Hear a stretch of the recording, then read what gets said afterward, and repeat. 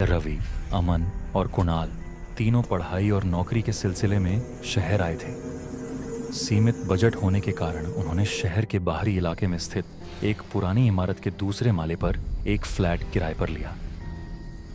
इमारत की दीवारों से प्लास्टर झड़ चुका था और सीढ़ियों में हमेशा अजीब सी ठंडक बनी रहती थी। फ्लैट के अंदर सब कुछ सामान्य दिखता था। 2 छोटे कमरे, एक हॉल और हॉल के कोने में रखा एक बड़ा भारी लकड़ी का अलमारी। वह अलमारी बाकी फर्नीचर से अलग लगती थी, मानो वह इस घर की न होकर कहीं और से लाई गई हो।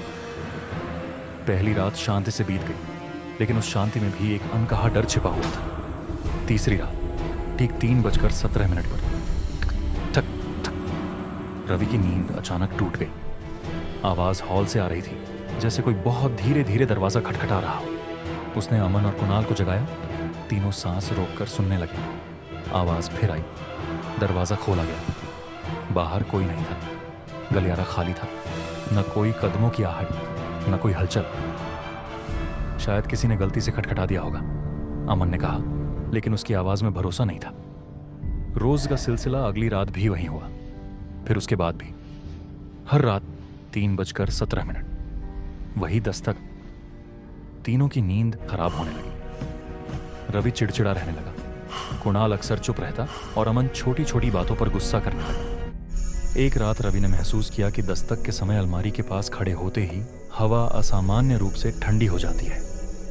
एक रात कुणाल ने अचानक कहा, क्या तुम लोगों को नहीं लगता कि आज आवाज दरवाजे से नहीं आ रही? तीनों ध्यान से सुनने लगे। इस बार दस्तक घर के अंदर से आ रही। आवाज सीधी अलमारी से। थक थक। अमन ने अलमारी के पास कान लगाया। अंदर से किसी के सांस लेने जैसी आवाज आ रही थी। अगली रात तीनों ने निश्चय किया, आज सच सामने आएगा। घड़ी में 3:17 बजते ही दस्तक शुरू हुई। इस बार साफ साफ अलमारी के अंदर से। अमन ने कांपते हाथों से अलमारी का हैंडल पकड़ा। रवि ने टॉर्च जलाई। कुणाल पीछे खड़ा था। उसका चेहरा पीला पड़ चुका था। अलमारी खोली गई। अंदर कुछ नहीं था, बस सड़ी लकड़ी की बदबू और दीवारों पर गहरे खरोंच के निशान, जैसे किसी ने अंदर से बाहर निकलने की कोशिश की हो। तभी थक, अलमारी अपने आप बंद हो गई। अचानक अलमारी के भीतर से धीमी टूटी फूटी आवाज आई, दरवाजा खोल दो। कुणाल चीख पड़ा। टॉर्च हाथ से गिर गई।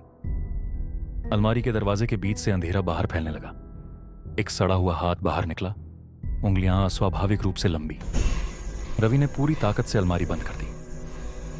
कमरे में सन्नाटा छा गया, लेकिन डर और गहरा हो गया। अगली सुबह रवि ने इमारत के चौकीदार से बात की। चौकीदार का चेहरा सुनते ही उतर गया। उसने बताया, इसी फ्लैट में सालों पहले 3 लड़के रहते थे। मजाक मजाक में उन्होंने अपने एक दोस्त को अलमारी में बंद कर दिया। दरवाजा फंस गया। रात भर कोई मदद नहीं आई। उस लड़के की मौत 3:17 पर हो गई थी। उस रात तीनों ने फ्लैट छोड़ने का फैसला किया। सामान बांधा गया, दरवाजा खोला गया। पीछे से आवाज आई, अब तीसरा कौन? अलमारी अपने आप खुलने लगी। अंदर 3 परछाइयां दिखी।